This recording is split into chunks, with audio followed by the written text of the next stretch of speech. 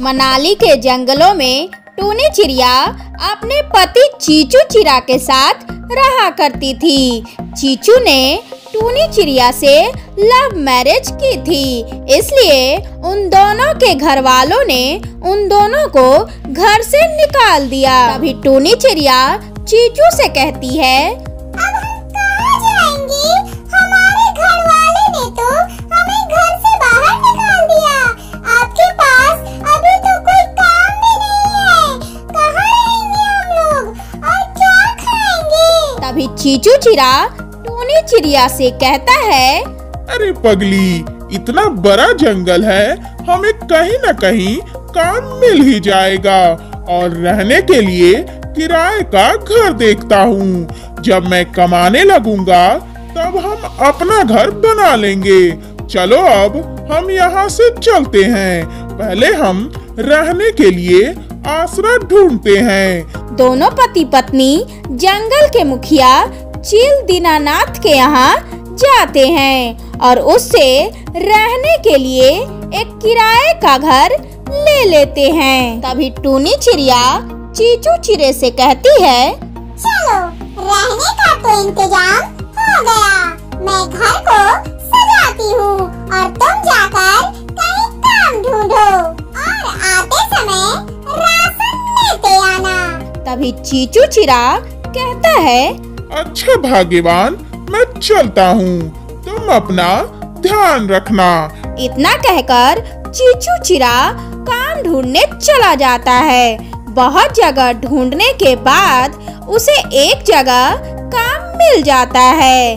शाम को जब राशन लेकर घर आता है तभी टूनी चिड़िया कहती है, आप आ गए। मुझे बहुत तेज भूख लगी है, जल्दी से राशन दीजिए, मैं खाना बनाती हूँ। तभी टूनी चिड़िया भोजन बनाती है और फिर दोनों खाने लगते हैं। इसी तरह दिन बीतता गया।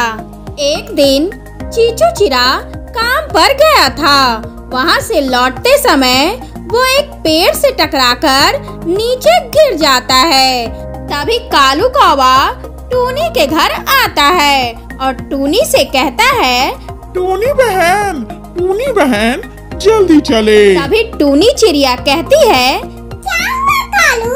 क्या हुआ? तभी कालू कौवा कहता है, टूनी बहन, तुम्हारा पति रास्ते से आ रहा था, तभी एक पेड़ से टकरा गया। जल्दी चलो, वो अस्पताल में है।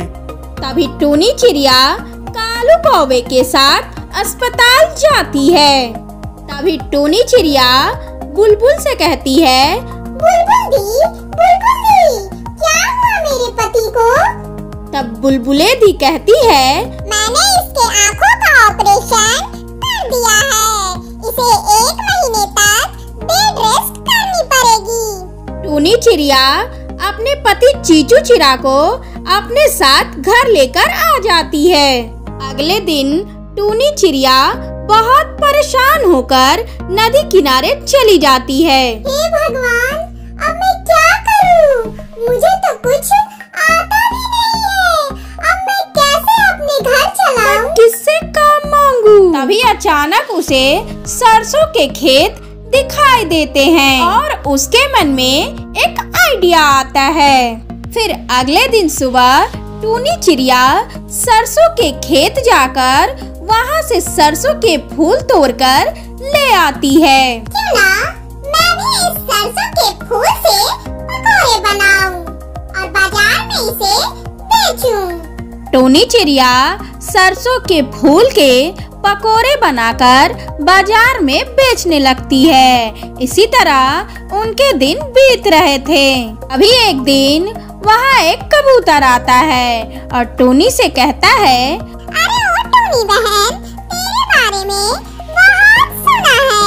तुम बहुत स्वादिष्ट सरसों के फूल की पकौड़े बनाती हो। तभी टूनी चिड़िया कहती है, हाँ कबूतर भैया, हाँ, आप खाकर देखे, फिर बताना कैसा है। चिड़िया कबूतर को एक प्लेट पकोड़े देती है। तभी कबूतर कहता है, अरे वाह टूनी बहन, क्या पकौड़े बनाई हो तुम, खाकर मजा आ गया। आज मैं अपनी पत्नी को भी ये पकौड़े खिलाऊंगा। फिर कबूतर खुद भी पकौड़े खाता है और अपनी पत्नी के लिए घर भी लेकर जाता है। देखते ही देखते जंगल में उसके पकौड़े खाने दूर दूर से ग्राहक आने लगे थे।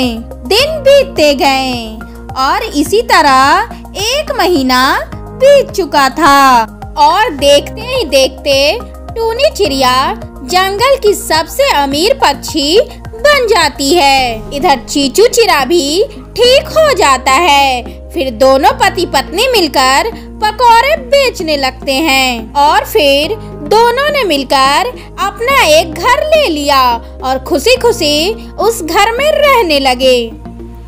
मेरे प्यारे दोस्तों, अगर आप लोगों को मेरी कहानी अच्छी लगी तो मेरे चैनल को लाइक और सब्सक्राइब करना बिल्कुल भी ना भूलें।